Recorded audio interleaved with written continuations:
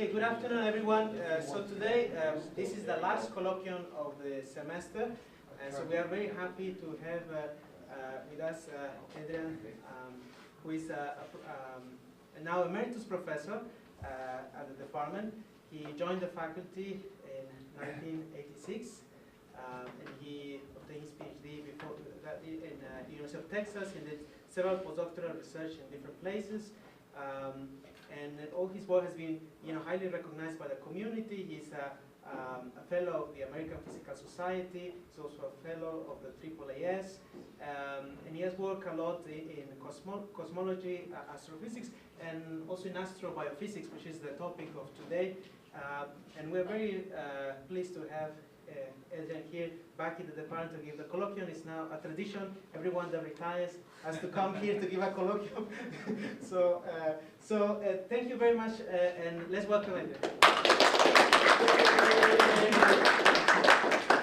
Well, I'm happy to be here, and you can see my talk, and I guess I've fulfilled the requirement. No, you haven't.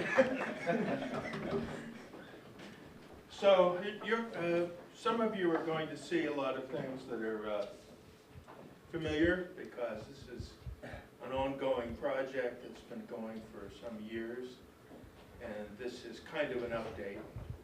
But I'm going to treat it as if it's an entirely new presentation, because not everybody has seen this stuff before. So the list of collaborators has grown. And in fact, another one got added today, but it's too late to add the name. But I think it's pretty amusing.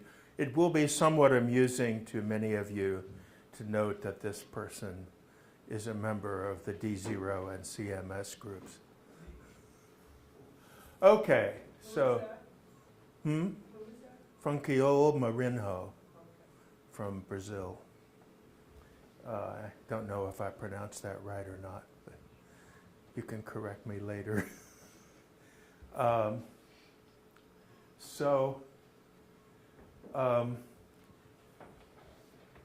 This is the project. A whole lot of, first of all, our research, people think astrobiology, oh, they're looking for life elsewhere in the universe. We're not doing that. We're looking at astrophysical impacts on life on the Earth and evidence for it. And that impacts a little bit of astrobiology, like what's a habitable zone and things like that. But our focus is on the reverse. And in the past, much of it has been hypothetical, in the sense that we'd say things like, well, it's likely that there have been a number of supernovae near the Earth in the geophysical past, and what would their effects be? But this is kind of a new phase, in the sense that we now have evidence for definite events at definite distances at definite times, and we can ask what the effects would have been and compare them to the fossil record. So that's what this is about. So Pleistocene. Pleistocene is a geological period that began, best estimate now, 2.58 million years ago, and ended only maybe 10 or 12,000 years ago.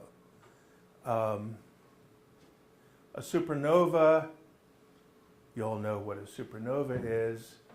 We'll talk about the effects on the Earth, we think, from the specific, using the specific parameters of the events. We'll summarize the results and talk about possible future plans. As a note, MA in the geological universe means millions of years ago. KA would be thousands of years ago, and so on. They get tired of writing MYR ago, Okay, so there was quite a transition between the Pliocene and the Pleistocene. And the big thing that you notice is temperature change. And the climate became suddenly much colder. And during the Pleistocene, there have been many, many glaciations. Ice sheets growing, receding, happened many times.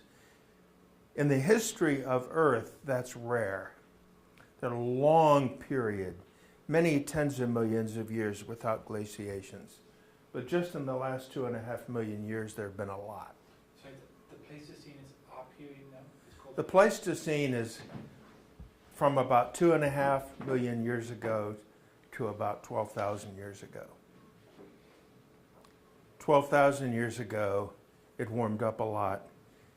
We developed agriculture and began pumping more carbon dioxide into the air, and things changed. Okay, so there is a mass extinction at the boundary between these two periods. Now, there is climate change, and it got colder. And a lot of people will blame the extinction events on just getting colder. There were changes. There are confusing effects for understanding what happened in the oceans and on land in the Americas, because North and South America, which were not connected, suddenly became connected around that time. And what happened on land was that there was a huge interchange of animals between North and South America. We got giant birds up here. Eventually they couldn't compete with giant wolves and things, so they all died out. But there was huge interchange. And then in the oceans, the closing of the Isthmus of Panama completely changed ocean circulations and killed off a bunch of ocean invertebrates, especially in the Caribbean. So it's confusing to figure out what all the effects are in the Western Hemisphere. It's cleaner in Eurasia and Africa because this big thing didn't happen over there. So we try to understand what happened and what part of it could have been due to the supernova events. So megafauna changes are important.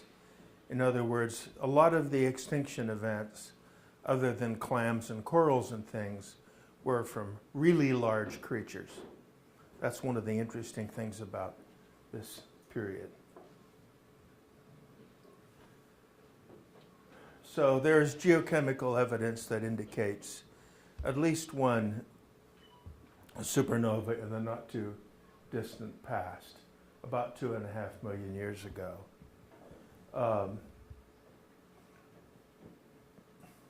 So there are two main types of supernovae, type 1 and type 2.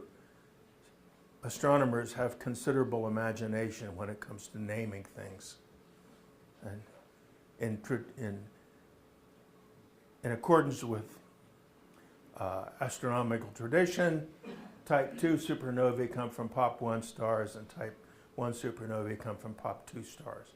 Now there'll be a quiz on this at the end. So supernovae produce a lot of things that could impact us. Visible light, even historical supernovae in the last 1,000 years or so would have been visible in the daytime. And this thing that we think happened was much closer than that. Potential photons of a wide variety of energies. Basically, the photon emission lasts for months, a lot of it due to decay of radioisotopes. There's a blast wave, a remnant. The remnants are visible for actually a pretty long time, and there are a number of them you can still see in the sky.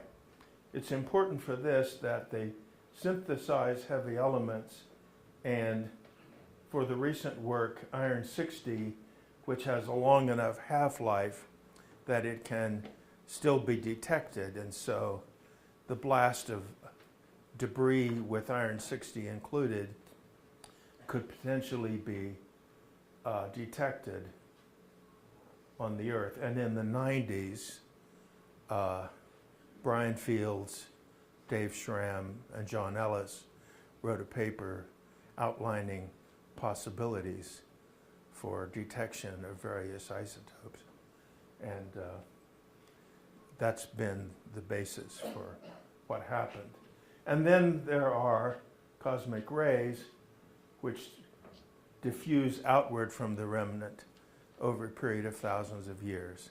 The way they propagate depends enormously on what's the magnetic field of the galaxy like between us and the source. And I'm going to focus on basically one case in that. Okay, so existing work, basically iron-60 deposits on the Earth, which I won't talk about very much.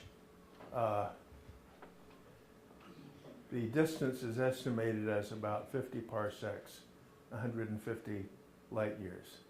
So the reason that this has become a hot topic in the last couple of years is a bunch of new detections of iron-60 on the Earth.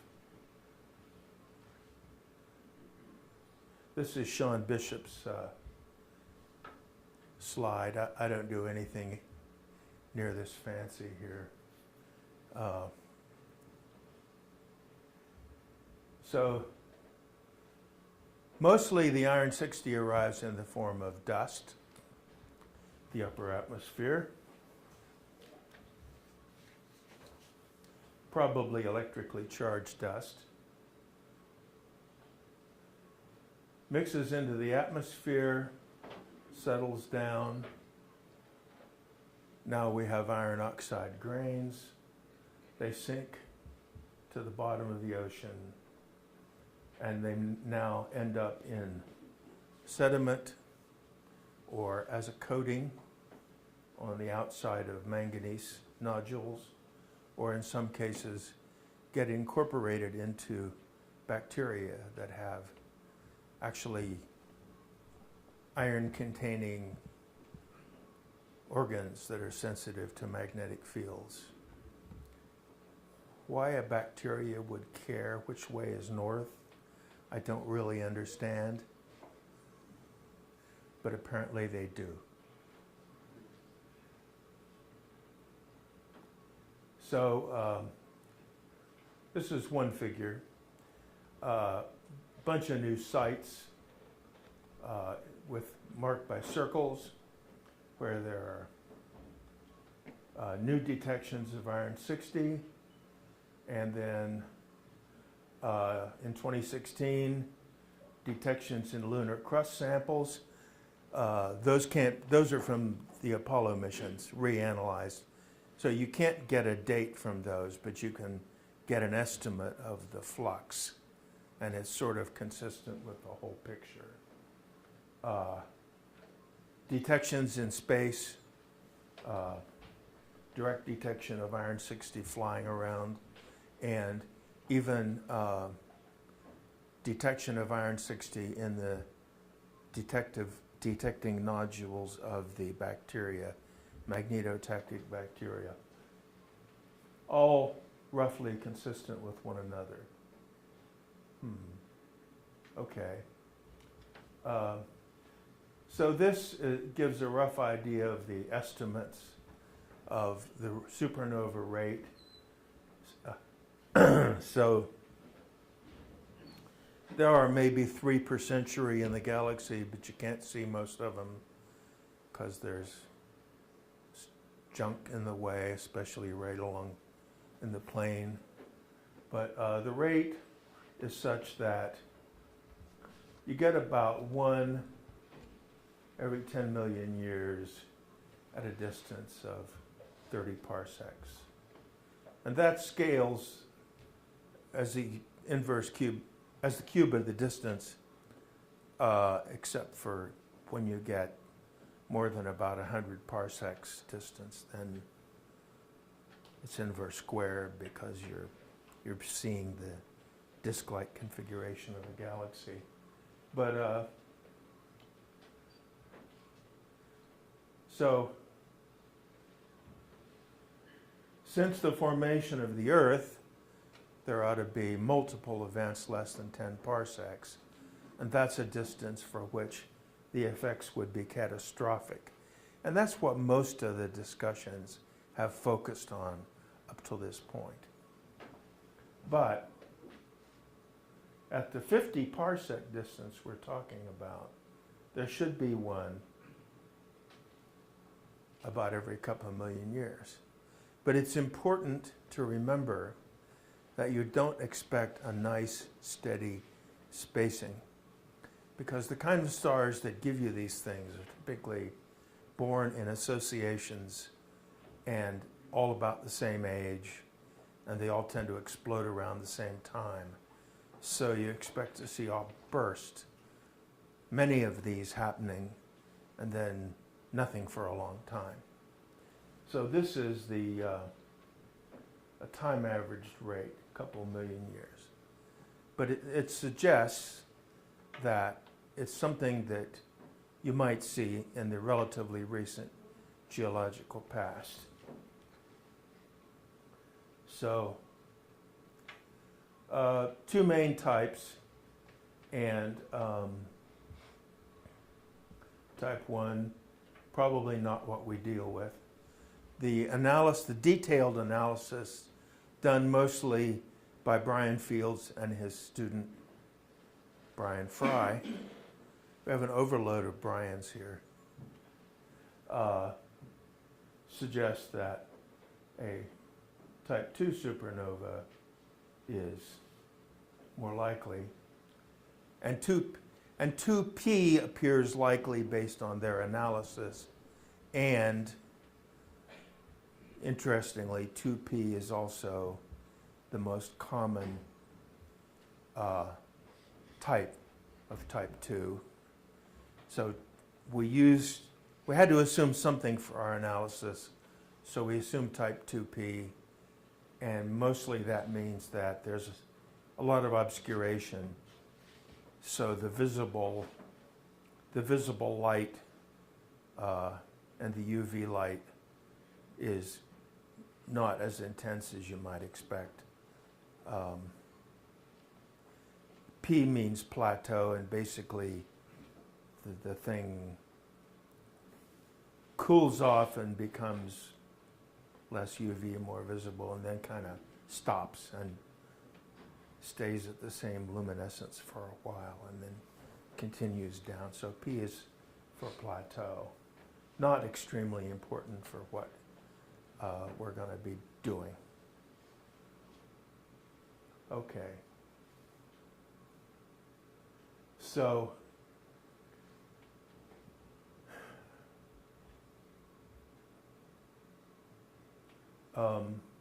Fry, Fields, and Ellis in the last couple of years have mostly been looking at the existing evidence, which was mostly published in 2016 in Nature and some other journals.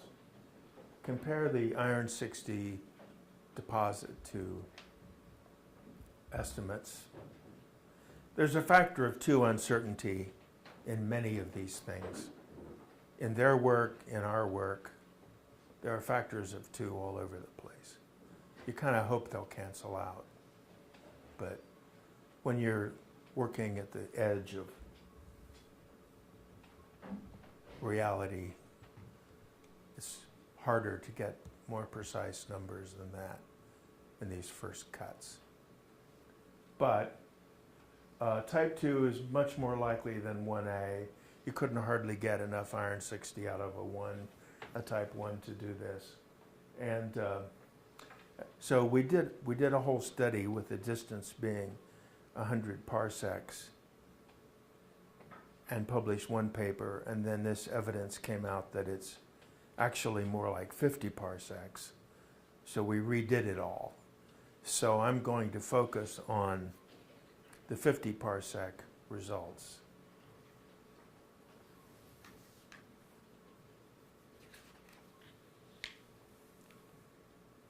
So there are a whole bunch of effects on the Earth.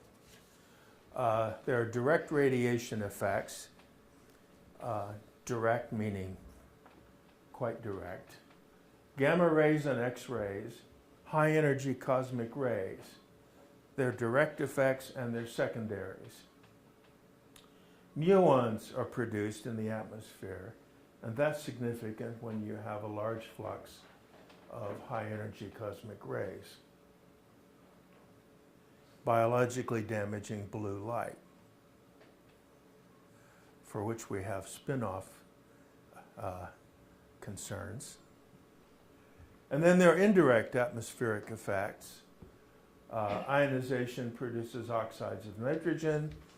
These, in the familiar story, these oxides of nitrogen catalyze the destruction of ozone.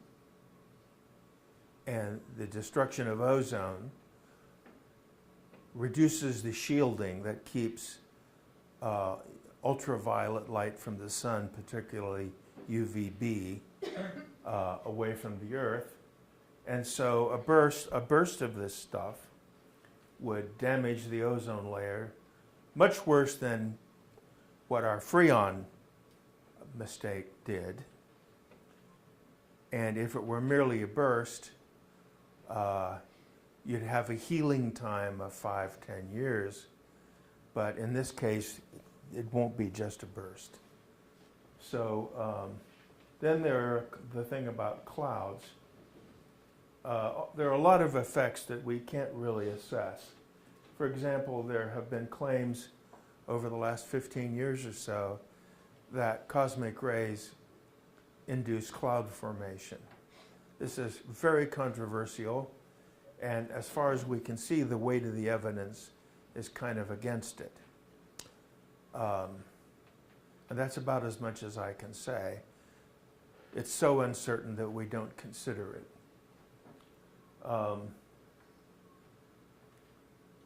The changes in the nitrates might possibly affect climate.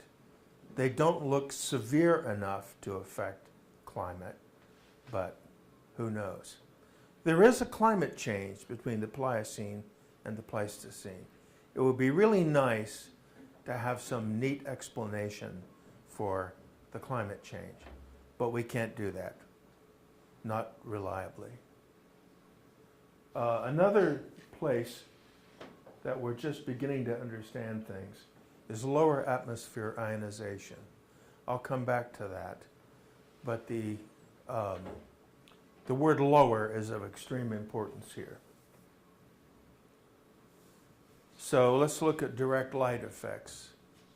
So looking at the UV flash, the gamma ray flash, are far too weak to do anything at the Earth.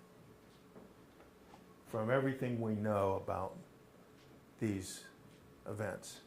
However, the illumination of blue light appears to be significant.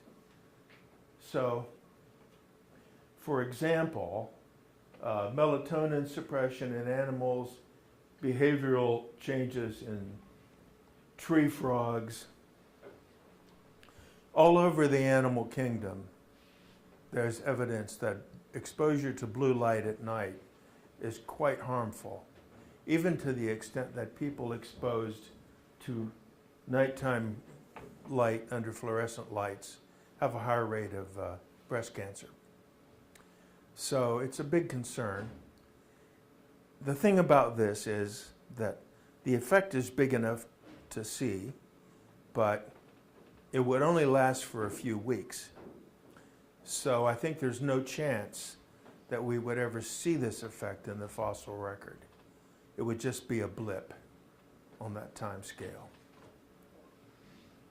Spin-off that I mentioned, we're right now with the changeover to LED lighting, external LED lighting, we're bathing ourselves in blue light at night. It's a really bad thing,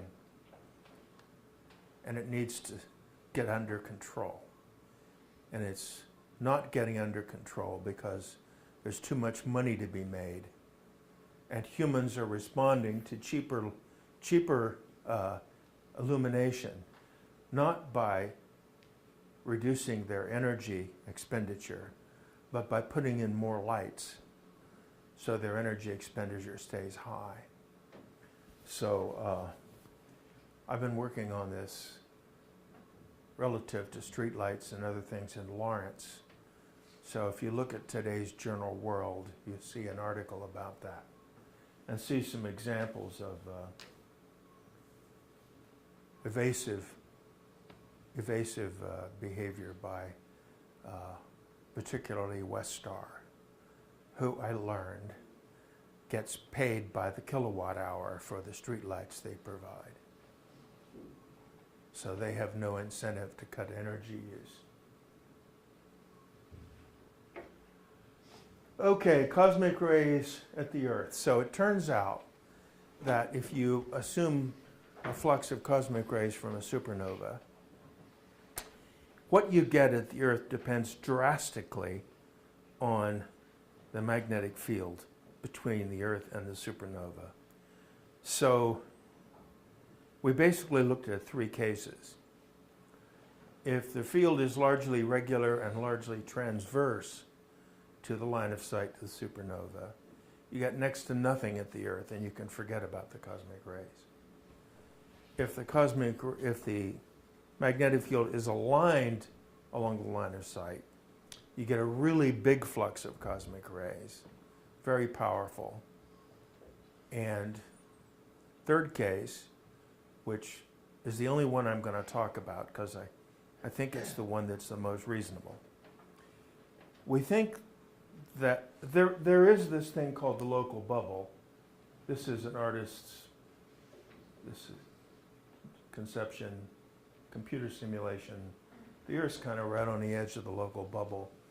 It's a big region of hot million-degree gas thought to be blown by a whole bunch of supernovae going off one after another.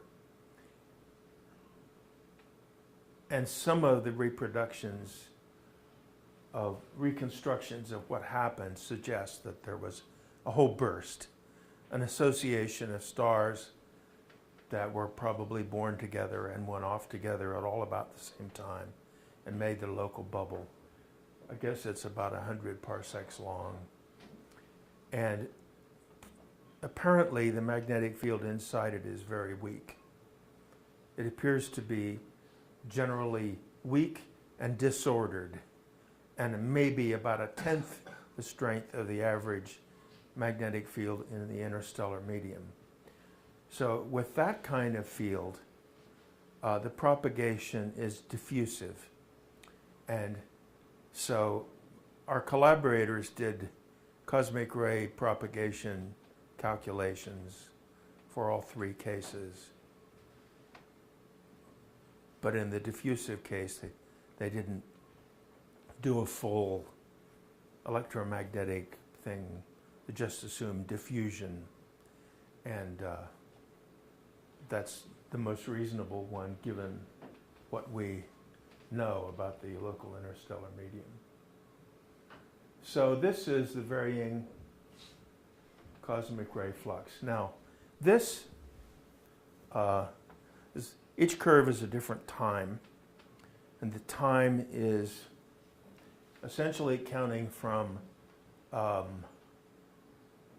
moment when at Earth you would see the first photons from the supernova. That's the zero of time.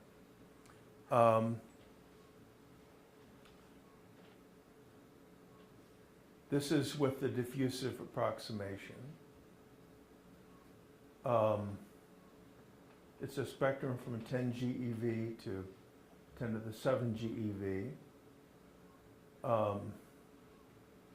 The assumed initial spectrum from the supernova is an e to the minus 2.2 power law in energy with a cutoff around 10 to the 15 eV. This is considered reasonable from shock physics, and there have been two observations of gamma rays from different supernova remnants that suggest that the gamma ray output is consistent with that kind of spectrum. Total energy of 2.5 times 10 to the 50th ergs. So, now this assumes a burst. So in this case, it's like the supernova goes off and all the stuff propagates past us and then fades away. We actually don't think that's realistic in this case because we're inside the local bubble, and so is the supernova, and the magnetic fields that have been expelled are all lined up in the walls of the bubble. So it suggests that the cosmic rays will be reflected off the walls of the bubble and confined inside it. And so it would last much longer than what you see here. Okay, so this black line, this broken power law, is the spectrum of galactic cosmic rays that you see here at the Earth now in an approximation. So at 100 years, you're up a factor of a couple hundred. So the flux of cosmic rays at the Earth rises for a couple hundred years, and then in about 10,000 years has fallen back down to the normal level we're used to living with.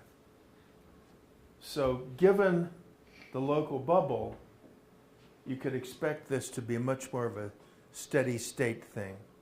But we haven't gone so far as to try to model the reflection off the walls of the local bubble. Okay. So air showers, lots of stuff happens. It turns out muons will be significant on the ground. Neutrons are significant, but mostly only significant at like airplane altitudes. So they're a hazard for airline pilots. I've been told that Finnish and Icelandic airlines basically, whenever there's a big solar storm, they move their flights further south or actually cancel them.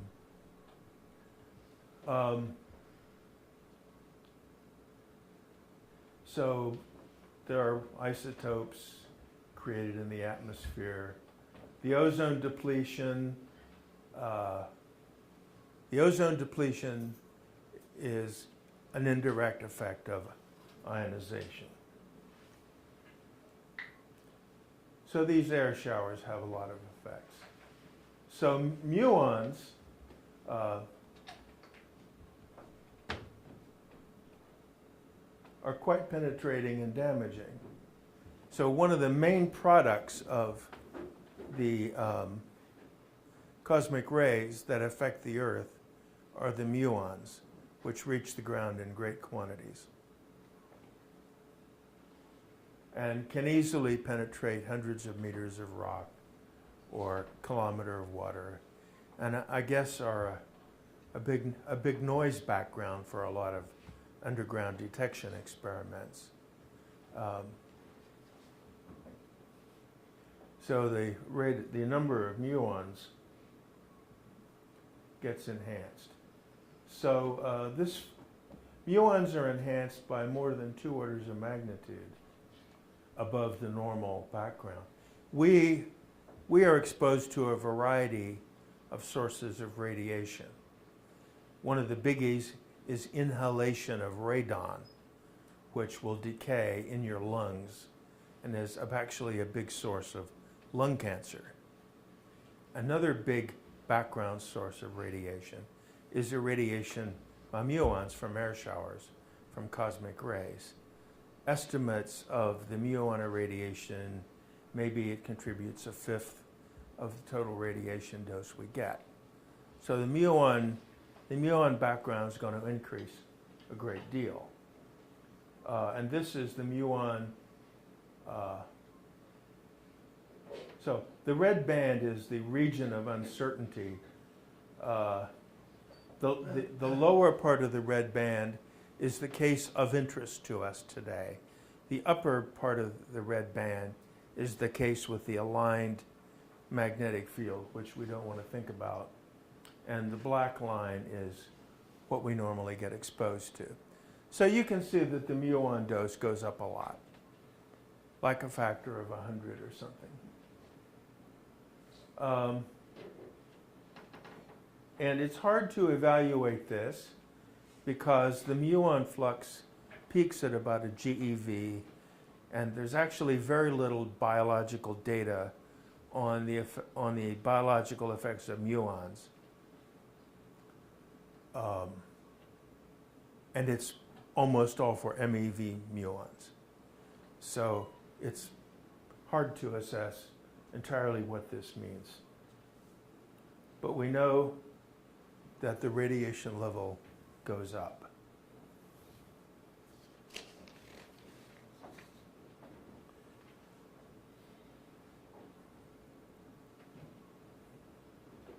So this is the time evolution of the terrestrial radiation dose. So interestingly here, you can see that the red bar is the present muon dose in millisieverts per year. And you can see that for about 10,000 years, the muon dose on the ground is increased. Now the neutron dose is also increased, but the neutron dose is already pretty small at the ground. So that's not really very significant. Although it might be significant at altitude, because for really high mountains, the neutron dose is a lot higher. And there's been a recent publication that suggests that they can account for there being more radon in the air in the high mountains by having neutron-induced changes in the uranium, in the decay of various things in the uranium isotope. Have you seen that? No, but I can see it. Yeah. So they have data that says there's more radon in the air in the high mountains, and their estimates suggest that neutrons can do that. Okay, so what about the muons? Well, 150-fold increase in the muon radiation dose for more organisms. How much is this? It sounds like a lot. It's not as much as it sounds like, because the dose is normally not that large. So it's like every organism gets a few CAT scans every year. Now your doctor wouldn't want to give you a few CAT scans every year. It would be considered dangerous. It would elevate your risk of cancer. If you had some medical problem that would justify it, then they would do it. So it's a borderline hazard. Now, if these cosmic rays are confined inside the local bubble, and this goes on, there's a chance you could see the results in increased mutation rate, increased cancer rate of various organisms. Now, what organisms would be affected the most? Well, most radiation sources, with the exception of the inhaled radon, the radiation is not going to penetrate very much into the organism from the outside. But muons will. So approximately, the radiation dose you get from most kinds of radiation will be proportional to your surface area. But the muon dose will be proportional to your volume. So the relative increase in radiation dose will be greatest for the largest creatures. So one of the things that's a hint of being interesting here is that the extinction event at the Pliocene-Pleistocene boundary is often referred to as a megafaunal extinction. There's an excess of extinctions in very large creatures. And I have here one of the more interesting examples, Megalodon. So there's the swimmer. See the swimmer down there? That's a human? Yeah, that's a human swimmer. Oh. This is the great white shark. Megalodon looks just like a great white shark, except it's about the size of a school bus. A pretty scary creature. And they went out at this boundary.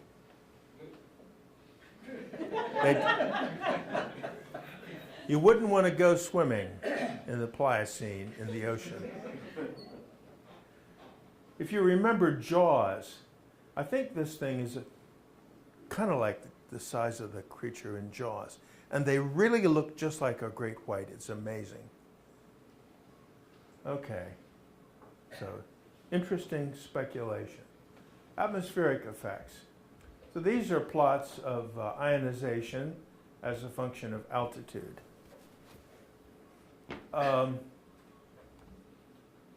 So the interesting thing is that events like solar proton events, other events that might ionize the atmosphere, typically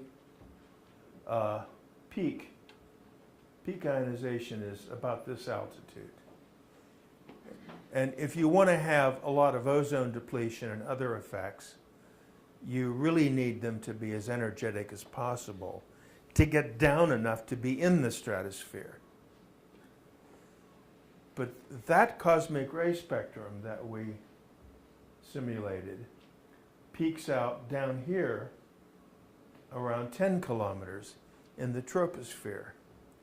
So this kind of distribution of ionization is completely different from everything considered before. And we're only beginning to understand what's likely.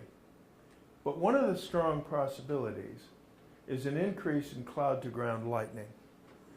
One of the major hypotheses for the initiation of lightning is cosmic rays. You have a potential difference, you don't yet have a current flowing, you have a cosmic ray ripping through, it knocks some electrons out, you get some free electrons, current starts flowing, the current then starts knocking out more electrons, and boom, you have lightning. So this is one of the dominant ideas about how lightning forms. The jury's still out on it, but we could see an increase in lightning. So if you have an increase in lightning, you might have an increase in fires on the ground. That's one of the things we decided to look at. So this is the iron 60 history, and this is the fire history. The fire history is gotten from charcoal and sediments.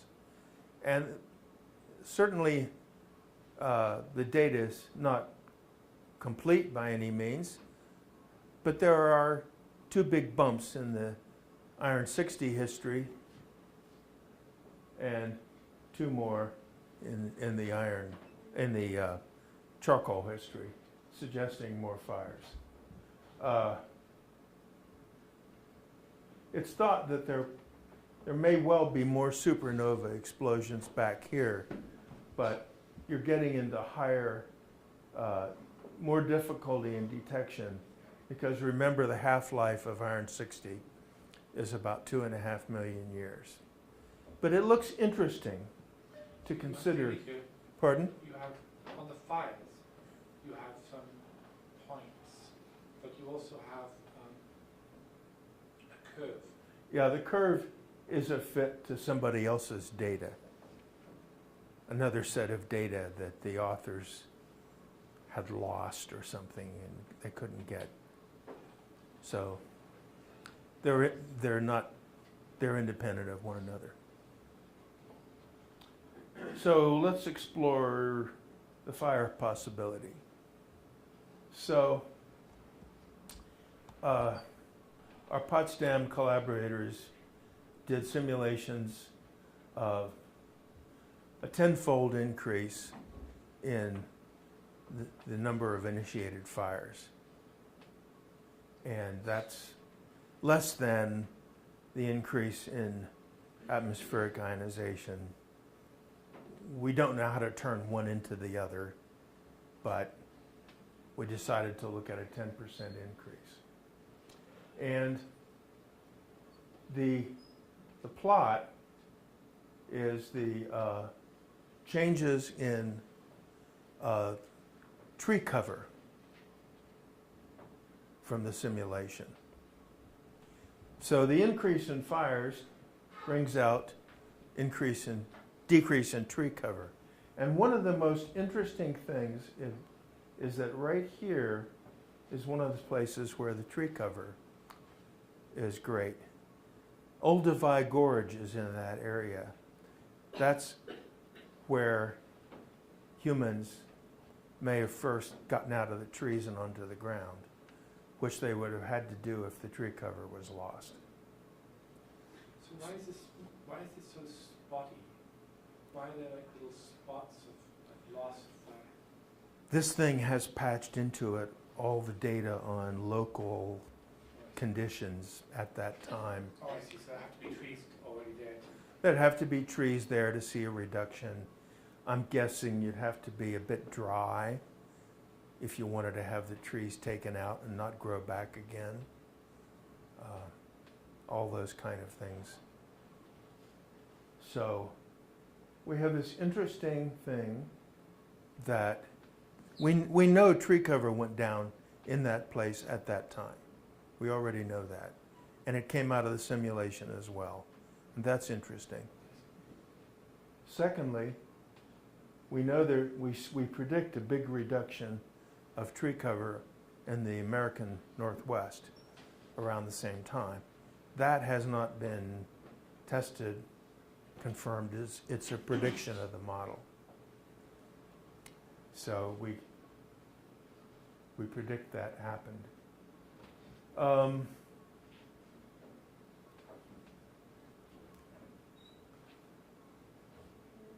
So that's the most exciting new result, suggesting that the supernova could potentially have had a role in human evolution. So conclusions, yes, new work supports a 2.5 million year supernova. Ozone depletion is there, but it's not a big effect. We see potentially big effects from muons in the ocean, an increase of ionization of the troposphere, may have caused an increase in lightning. So they always ask, should I worry about being hit by a nearby supernova? I don't think so. But climate change is a slow-moving, serious hazard and a known danger. You can worry about that. And solar events. There's new evidence that solar proton events may happen a lot more often than we used to think they did.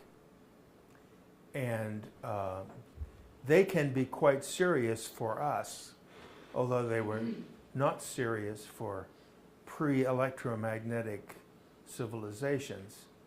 If you have a piece of wire 10 kilometers or more long, you can get a pretty big induced current. And you think about blowing out all the transformers, and then you discover that the transformer factory they built is up in Canada, near the pole, where the effects would be the worst. the government is beginning to take this hazard seriously. I think they should take it much more seriously than they have. And of course, should you worry? Yes, worry about that bright blue street light that's right outside your house. I'll add that. Okay, that's all.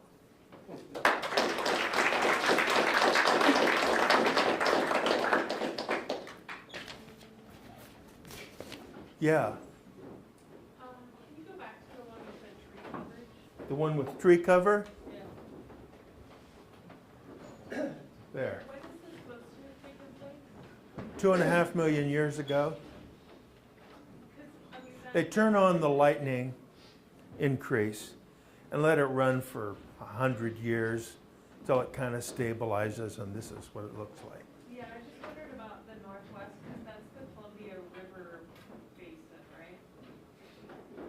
That area in Yes. the northwest where there's lots of tree cover gone. Was there nothing happening with that Columbia River basalt area? At As that far as time? I know, there's no data on what happened to tree cover then. And the climate would have been a lot warmer at the time the supernova happened. So that might have an effect on the tree cover as well. I thought that lightning was a source of nitrates. Yes, lightning is a source of nitrates. But that's probably too difficult to detect if there was an increase. Well, it's another effect that, you know, we don't know about. But the atmospheric ionization itself would be a source of nitrates. And if the lightning increases, that would be a source of nitrates, which in turn would act like fertilizer. So the normal production of nitrate by lightning would go way up. And it's just something else to think about, but it's something we haven't dealt with. Yeah, I have a question about the blue streetlights. yeah. You know, mercury vapor lights, which are very blue, it used to be common streetlights. Were there any problems associated with those? I don't think there were any studies. And I think they tended to be replaced by these pink-orange sodium lights, which don't have any blue. Maybe that's why there wasn't any research on the mercury. I don't know. Okay. They were astronomically hideous. Yeah, The Yeah. sodium lights are, mercury lights, you mean? yeah. Yeah, all those lines. I remember I used to go out with a diffraction grating and just look at those blue. I could see all those lines. Really amazing. It's a good teaching tool gone. Yeah. Is that a problem? Is that a problem caused by the blue photons or just the color? Because What? you have blue power from this light as well. Yeah, they're not as blue as the LEDs. But you mean, so it's the color, it's the perception of the color instead of The amount of photon. blue seems to be the simplest way to characterize that. And these bulbs that they call daylight have a lot more blue in them. And you can get them from a fluorescent or from a street light. And then there are LEDs, also daylight and soft white. And what we're trying to do is get the city to switch from daylight to soft white. From an equivalent, very crude black body temperature approximation from 4,000 down to 3,000. Because human beings are more comfortable with Blue light at night, apparently, and I'm a little bit on the edge of speculation here, but tells your body that it's daytime and you should be awake and alert and you should not have melatonin production. And so it changes your metabolism. And it does that to us and to fruit flies and to moths and hamsters and almost everything that's been tested. Our point is, though, you know, your TV set and your computer monitor, which have a lot of blue, you can control that. You can change that. But a street light, you have no choice. You're outside and there it is, and you either look at it or you don't drive or walk. So, other questions? All right.